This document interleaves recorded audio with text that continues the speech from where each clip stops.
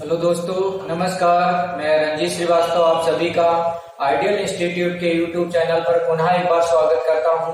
दोस्तों, आज हम लोग मैथ्स में एक टॉपिक पढ़ेंगे जिसका नाम है फाइंड द रिमाइंडर, शेषफल ज्ञात करना।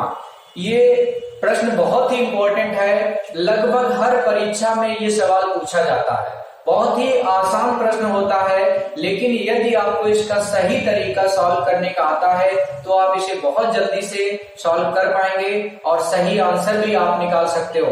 लेकिन यदि आपको इसका बेसिक मेथड नहीं पता है कि कैसे शॉर्टकट तरीके से इस तरह का सवाल सॉल्व किया जाता है, यदि आप इसे बिल्कुल बेसिक मेथड से मैथ के तरीके से सॉल्व करने बैठ गए तो कम से कम 2-4 दिन आपको लग जाएंगे इस तरह के सवाल को सॉल्व करने में, और शायद आप सही आंसर भी ना बता पाओ। तो इसलिए आज हम लोग एक ऐसा तरीका आपको बताएंगे कि आप जो है बहुत ही जल्दी इस तरह के सवाल का आंसर बता सकें और बिल्कुल सही आंसर बता सकें। चलिए आइए सीखना प्रारंभ करते हैं। रिमाइंडर कैसे फाइंड किया जाता है, तो पहले इसका थोड़ा हम बेसिक चीज समझेंगे, इसके बाद आपको इस तरह के सवाल आप आराम से खुद ही देखेंगे आप कैसे इनके आंसर बताते हो। चलिए, पहला सवाल बेटा लिखा है यहाँ पे 2 पावर 31 डिवाइड बाई 3, यानी 2 पे घात 31 है ना। 2 पे घात 31 में यदि 3 से भाग दिया जाए तो रिमाइंडर क्या बचेगा, शेषफल क्या बचेगा। यहाँ पे हमें रिमाइंडर पता करना। बेटा रिमाइंडर मतलब समझ रहे हो ना हम क्या कहना चाह रहे हैं। जैसे संख्या लिखी है, मान लो 17, आपसे कहा जाए कि 17 में 2 से डिवाइड करो तो 2 अट्ठे 16, यहाँ पे 2 का भाग 8 बन जाएगा, 2 अट्ठे 16। रिमाइंडर यहाँ क्या बचेगा, शेषफल कितना बचेगा ये। तो ये जो संख्या यहाँ पे 1 बच रही है इसी को रिमाइंडर बोला जाता है, इसे शेषफल कहते हैं। तो यही फाइंड करना है, यानी 2 पे घात 31 मतलब समझ रहे, 2 को 31 बार लिख के मल्टीप्लाई करो, फिर एक जो बड़ी सी संख्या है उसमें 3 का भाग लगाओ, तब आपको शेषफल पता लग पाएगा। तो ये काम क्या आपसे संभव है कि 2 को 31 बार लिख के उनका आपस में गुणा करा पाए? आपसे ये काम शायद नहीं हो पाएगा, आपका मोबाइल कैलकुलेटर सब फेल हो जाएंगे, इतना बड़ा कैलकुलेशन नहीं कर पाएगा आपका कंप्यूटर मोबाइल भी। लेकिन इंसान एक ऐसा है कि इस तरह का कैलकुलेशन कर सकता है। तो इसका बेसिक चीज समझो बेटा, कैसे इस तरह के क्वेश्चन को करा जाता है। तो सबसे पहले यहाँ पे हम लोग पावर देखेंगे, घात देखा जाता है इस तरह के सवालों में। घात आपकी बेटा या तो सम संख्या होगी या विषम संख्या होगी। घात कैसी संख्या हो सकती है, सम या विषम, इवन या ऑड। यहाँ पे पावर के रूप में पावर होती क्या है, ये पावर कहलाती है, इसको एक्सपोनेंट कहते हैं, और जो नीचे लिखा है ये बेस कहलाता है। ठीक है, तो यहाँ पे सदैव हमें इस तरह के सवालों में पावर चेक करनी है। पावर में क्या चेक करना है, इवन ऑड पता करना है। पावर या तो इसकी इवन नंबर होगी या ऑड नंबर। सम मतलब होता है बेटा इवन नंबर, सम मतलब क्या होता है इवन, और विषम को इंग्लिश में क्या कहते हैं, ऑड नंबर। तो हमें इवन और ऑड पता करना है। ठीक है, पावर या तो इवन नंबर होगी या ऑड नंबर होगी। अगर इसकी पावर इवन नंबर है तो इवन संख्या कौन कौन सी होती हैं, 2, 4, 6, ये आपकी सम संख्या कहलाती हैं। विषम संख्या ऑड नंबर कौन से होते हैं, 1, 3, 5 है ना, ये डॉट डॉट, ये विषम संख्या कहलाती हैं। तो सबसे पहला काम आप करोगे कि दिए गए सवाल में पावर आपको देखनी है, पावर इवन है कि ऑड है। तो इस सवाल में देखिए 2 पावर 31 कैसी संख्या है, इवन है कि ऑड है। तो आप देख रहे हैं कि 31 ऑड नंबर है, एक विषम संख्या है। अगर 31 विषम संख्या है तो क्या करना है, ध्यान दीजिएगा। आप इसको सॉल्व करने का हम तरीका समझा रहे हैं, कैसे इसको सॉल्व करना है। तो सबसे पहले हमें करना है, यहाँ पे कितना लिखा 2, तो 2 पे पावर। अब 2 पे पावर कैसे लगाओगे, अगर आपकी घात विषम संख्या है तो विषम घात यहाँ से लगाना प्रारंभ करोगे। 2 पे घात देखो 31 लगा के उसका गुणा करना तो असंभव है, नहीं कर पाओगे। तो हम छोटी संख्या में से ब्रेक कर लेते हैं। अगर घात विषम संख्या है तो इसके अकॉर्डिंग जाएंगे, अगर यहाँ पे सम संख्या होती तो इसके अकॉर्डिंग जाना, मीन सम के अकॉर्डिंग जाना। तो यहाँ पे घात कैसी है, विषम है, तो इसमें से हम विषम नंबर्स को लेंगे। जैसे 2 पे पावर यदि हम 1 लगाते हैं, 2 पे पावर पहले कितना लगाते हैं, 1, तो 2 बन जाए 2, यानी 2 पे घात 1 लगाए कितना है, 2, 2 एकम 2। अब 2 में 3 का भाग जाएगा क्या, 2 में 3 का क्या भाग जाएगा, तो नहीं जाएगा। तो इसलिए इसको 2 पे घात 1 नहीं लगाना, ये चेक करना पड़ेगा आपको। ठीक है, क्योंकि जिस संख्या से भाग लगा रहे हैं उस संख्या से छोटी आ रही है तो आपका काम नहीं बनेगा। तो अब क्या करना है, 2 पे घात 1 लगाया, मेरा काम नहीं बना, तो हमें 2 पे घात आप 3 लगाना पड़ेगा। कितना लगाना पड़ेगा? 3। तो 2 पावर बेटा 3 लगा लो। 2 पे पावर कितना लगा लो? 3। अब इसको जरा ग्रेड करिएगा, 2 पावर 3 मतलब कितना होता है? मीन्स 2 का गुणा 3 बार करना, तो 2 दूनी 4 दूनी 8, 2 का गुणा 3 बार करोगे कितना आएगा? 8। अब ये जो हमें 8 मिला है, इस 8 में हमें 3 से डिवाइड कर देना। तो 8 में 3 का भाग आसानी से दिया जा सकता है। कैसे देंगे? 8 में 3 से डिवाइड कर लो, 3 दूनी 6, 3 दूनी 6। तो यहाँ पे रिमाइंडर हमें कितना बचता हुआ दिख रहा? 2।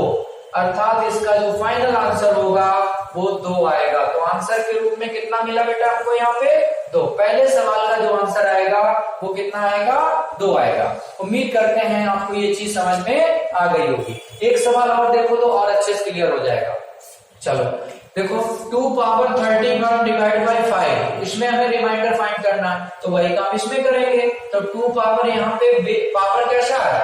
एक विषम संख्या है, और विषम संख्या है तो विषम के अकॉर्डिंग चलेंगे।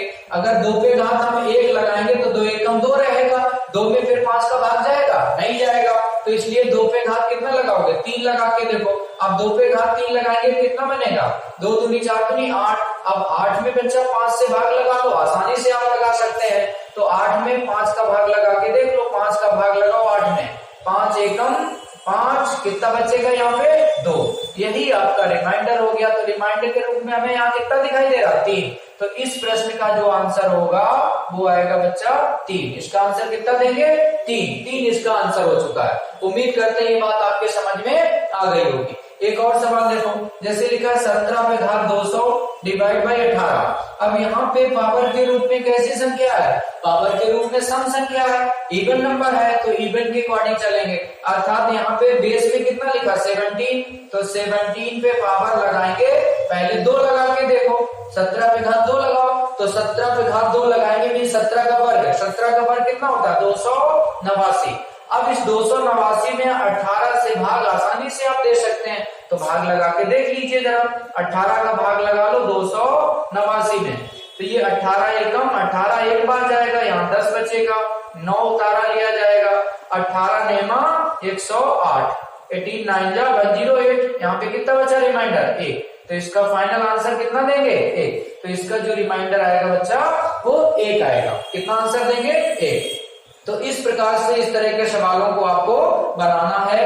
उम्मीद करते हैं ये चीज आपके समझ में आ गई होगी। एक और नई चीज देखो, यहाँ पे करना क्या है, जिस संख्या से डिवाइड कर रहे हैं और बेस वाली संख्या, ये देखो यहाँ बेस के रूप में कितना लिखा? 99, और किस संख्या से डिवाइड करने कहा गया है? 98 से कहा गया। तो जब ऐसा मिल जाए तो बहुत आसान है, यानी डिवाइड वाली संख्या यदि छोटी हो, डिवाइड करने वाली संख्या जिससे हमें डिवाइड करना है ना, वो संख्या छोटी हो, किसमें? इस बेस से। ये जो बेस के रूप में संख्या है, अगर इससे ये संख्या छोटी है, कितनी छोटी है, कितना कम दिख रहा है? तो 99 से 98 कितना कम दिख रहा है? 1। बस 1 इसका आंसर हो गया। इस तरह के सवाल तो बहुत आसान होते हैं, बस ऐसे बता देना। जिस संख्या से डिवाइड कर रहे हैं अगर वो छोटा है, किससे? बेस के रूप में लिखी हुई संख्या से, तब आपको तुरंत क्या करना है? कितना कम है? 99 से 98 कम, कितना कम है? 1। बस 1 आंसर हो गया इसका। इस तरह के सवाल तो बहुत ही आसान होते हैं, ऐसे बता देना, ठीक है।